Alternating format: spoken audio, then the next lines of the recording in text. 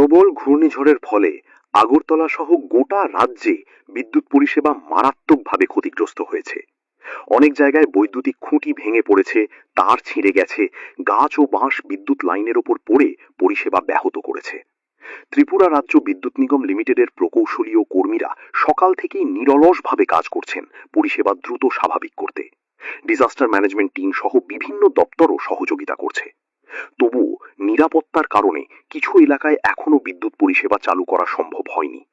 এই অসুবিধার জন্য আমরা আন্তরিকভাবে দুঃখ প্রকাশ করছি।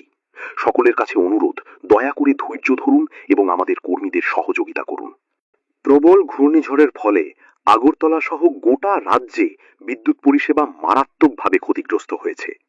অনেক জায়গায় বৈদ্যুতিক খুঁটি ভেঙে পড়েছে, তার ছিঁড়ে গেছে, গাছ ও বাঁশ বিদ্যুৎ লাইনের ওপর পড়ে পরিষেবা ব্যাহত করেছে। ত্রিপুরা রাজ্য বিদ্যুৎ নিগম লিমিটেডের প্রকৌশলী ও কর্মীরা সকাল থেকেই নিরলসভাবে কাজ করছেন পরিষেবা দ্রুত স্বাভাবিক করতে। ডিজাস্টার ম্যানেজমেন্ট টিম সহ বিভিন্ন দপ্তরও সহযোগিতা করছে। তবুও নিরাপত্তার কারণে কিছু এলাকায় এখনো বিদ্যুৎ পরিষেবা চালু করা সম্ভব হয়নি। এই অসুবিধার জন্য আমরা আন্তরিকভাবে দুঃখ প্রকাশ করছি।